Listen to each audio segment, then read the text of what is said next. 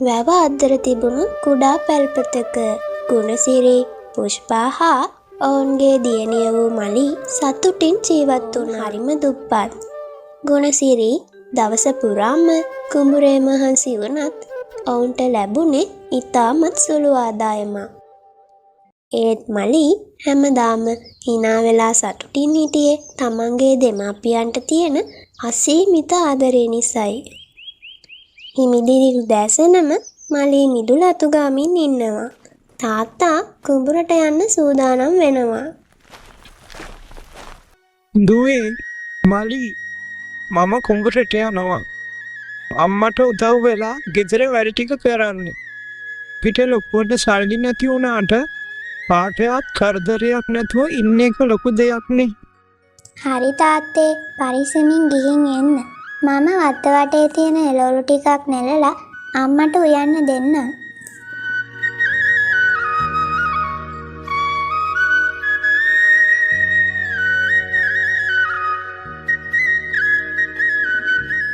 මලී දර එකතු කිරීමට කැලෑව දෙසට යන විට පාර අයිනේ වැටිලා ඉන්න අසනීප වුණු කෙට්ටු සුදු කිකිලියක් දකී. අනේ පව්, කවුරු හරි මේ අහිංසක සතාව දාලා ගිහින්. එයාට ඇවිද ගන්නවත් පණ නැහැ. මම මෙයාව ගෙදර අරන් යනවා.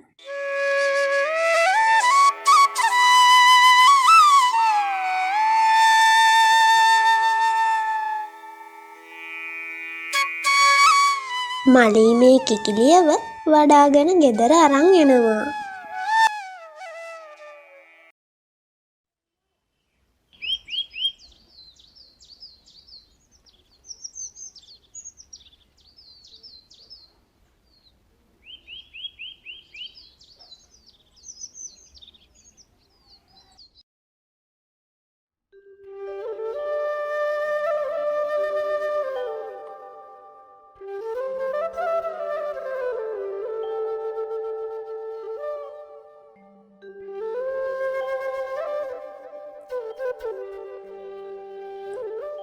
මොකක්ද දුවේ ඒ අරන් ආවේ?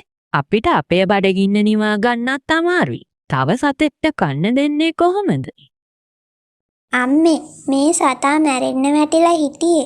මම මගේ බත් පංගුවෙන් ටිකක් මෙයාට දෙන්නම්. අනේ අම්මේ, මෙයාව තියාගන්න දෙන්න.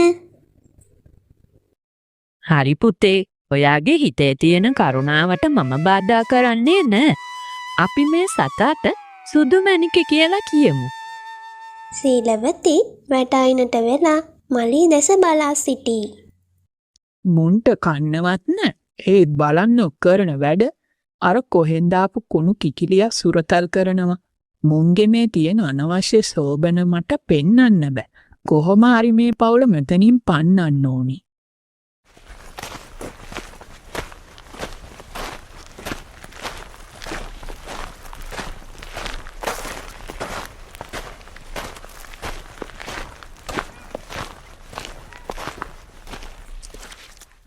ඒයි කෙල්ලේ, ඔය වල්සත්තු ගෙවල් වලට තියාගන්න එපා. ඕකුන්ගෙන් ලෙඩ හැදෙයි. ඔය කිකිලිව ගිහින් කැලේට දාපන්. නැන්දේ, සත්තුන්ටත් ජීවත් වෙන්න අයිතියක් තියෙනවා. එයා කාටවත් කරදරයක් කරන්නේ නැහැ. කුප්පි ලාම්පු එළියෙන් මොවුන් තිදෙනා සුළු බත් ප්‍රමාණයක් බෙදාගෙන රාත්‍රී ආහාරය ගනිමින් සිටිනවා. මැණිකේ කුඹුරේ වතුර හිඳිනා.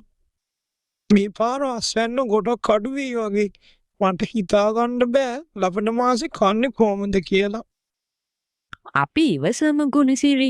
අපේ දුවගේ පිනට හරි දෙවියෝ අපිට පිහිට වෙයි. බය වෙන්න එපා සුදු මැණිකේ. මම ඔයාව බඩගින්න තියන්නේ නැහැ. මගේ බත් ටිකක් ඔයාට ඉතුරු කරන්නම්. මලීගේ පවුලට ලොකු ආර්ථික ප්‍රශ්න ඇති වුණා. සීලවති ඔවුන්ට කරදර කරන්න පටන් ගත්තා. මේ හැමදේම මැද්දේ මලී අහිංසක සුදු මැණිකට ආදරය කළා.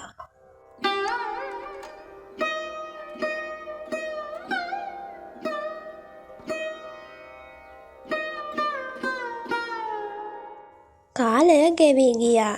ගමට දරුණු නියගයක් ආවා. ගුණසිරිගේ කුඹුර සම්පූර්ණයෙන්ම වේලිලා ගියා. පවුලේ තිබුණ සුළු ඉතිරියත් අවසන් වුණා. මලීටත් දෙමාපියන්ටත් වේලක් හැර වේලක් බඩගින්නේ ඉන්න සිද්ධ වුණා. ඒත් ඒ හැම මොහොතකම මලී තමන්ගේ බත්පතෙන් කොටසක් සුදුමැණික වෙනුවෙන් වෙන් කළා. ගුණසිරි වේලී ගිය පසුදෙස බලා හිසට අත තබාගෙන සිටී. මලී ඔහු ළඟට යයි. දුවේ මේ පාර අස්වැන්නක් නැතිම වුණා. අපිට දැන් හාල් හුලක්වත් ගන්න ක්‍රමයක් නැහැ. මට හිතා ගන්න බෑ මම කොහොමද මගේ දරුවටයි බිරිඳටයි කන්න දෙන්නේ කියලා. තාත්තේ දුක් වෙන්න එපා. අපි වත්තේ තියෙන කොළ జాතියක් හරි තම්බගෙන කමු. මම සුදුමැණිකටත් මොනවා හරි හොයලා දෙන්නම්. දෙවියෝ අපිට මගක් පෙන්වයි. අනුන්ගේ දේවල් ගැන විපරම් කරන මේ සීලවති ගමේ තවත් කීප දෙනෙකු සමග රහසින් කතා කරයි. දැක්ක නේද? අර ගුණසිරිගේ ගෙදර හැටි මුළු වත්තම වේලිලා කුණු ගඳ ගහනවා. අර කෙල්ල කොහෙන්දෝ ආපු පරණ කිකිලියක් ඇති කරනවා. හේ සතාගෙන් ගමට ලෙඩක් හැදෙන්න කලින් මුන්ව මෙතනින් පන්නන්න ඕනි. මම හෙට ගිහින් මුන්ට හොඳ වැඩක් කරනවා. සීලවති කෑ ගසමින් මලීගේ මිදුලට කඩා වදී. ඒයි ගුණසිරි පුෂ්පා ඉක්මනට එළියට එන්න. උඹලගේ ওই කිකිලිය ඊයේ රෑ මගේ වත්තේ තිබුණු වටිනා පැලයක් විනාශ කරලා. එක්ක මට ඒකට වන්දි ඕනේ. නැත්නම් දැම්ම ඔය සතාව මරලා දාපන්. නෑ නන්දේ සුදුමැණිකේ රෑපුරාම හිටියේ මගේ ඇඳ ළඟ කූඩුවේ. එයා එළියට ගියේ නෑ. ඔබ බොරු කියන්නේ.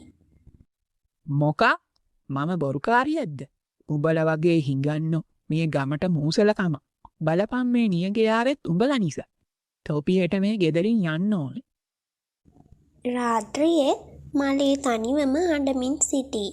ඇගේ කඳුළු සුදුමැණිකගේ පියාපත් මතට වැටේ. අනේ සුදුමැණිකේ අපිට මොනවා වෙයිද? තාත්තා ගොඩක් දුකින් ඉන්නේ. සීලවති නන්දා අපිට මේ ගෙදර ඉන්න දෙන්නේ නෑලු. මම ඔයාව කාටවත් දෙන්නේ නෑ. ඔයා විතරයි මගේ දුක දන්නේ. සුදුමැණිකේ අමුතු හඬක් නගමින් මලීගේ අතලෙවකයි. ඇගේ දෑස්වල අමුතු දිලිසීමක් තිබේ. දුවේ අඩන්න එපා. අපි සත්‍යවාදී මිනිස්සු. අපිට කවුරු මොනවා කිව්වත් සත්‍ය කවදා හරි ජය ගන්නවා. අපි එට උදේම වැවට ගිහින් මල් ටිකක් නෙලලා පූජා කරමු. දෙවියෝ අපේ දුක දකි. මුළු නිවසම නිහඬයි. හදිසියේම සුදුමැණිකේ ඉන්න තැනින් ඉතාමත් සිහින් රන්වන් ආලෝකයක් විහිදෙන්නට පටන් ගනී. මලී තද නින්දේ සිටී. සීලවතිගේ තර්ජන නිසා ගුණසිරි සහ පුෂ්පා පසුදින උදෑසනම නිවසින් පිටවීමට සූදානම් වුණා. ඔවුන් සතුව තිබූ එකම වස්තුව වුණේ එකිනෙකා කෙරෙහි තිබුණු ආදරයම පමණයි. මලී සුදුමැණිකට සමුදීමට ඇය läග සිටින කූඩුව අසලට යනවා. මුළු පරිසරයම අමුතු රන්වන් එළියකින් ආලෝකමත් වී ඇත. සුදුමැණිකේ මේ මොකද්ද? ඇයි මේ කූඩුව ඇතුලේ මෙච්චර එළිය? අම්මේ තාත්තේ ඉක්මනට එන්නකෝ. කලබලයෙන් දිවෙන දෙමාපියන් දකින්නේ සුදුමැණිකේ යටින් බබලන විශාල රන්වන් බිත්තරයකි. ඒ සාමාන්‍ය බිත්තරයකට වඩා බරින් වැඩි. දෙවියනේ මේක නියම රත්තරක්. මැණිකේ මලී අපේ දුක අහවරයි. මේ අහිංසක සතා කරුණාවට ප්‍රතිඋපකාර කරලා සැබෑ ධනය ලැබෙන්නේ කරුණාවන්ත හදවත් වලට කියලා මම අහලා තිබුණ. අද ඒක ඇස්පනා පිටම සිද්ධ වුණා. සීලවති ගමේ මිනිසුන් කිහිප දෙනෙකු සමග උජාරුවෙන් පැමිණෙන්නේ මලීගේ පවුල පන්නා දැමීමටයි.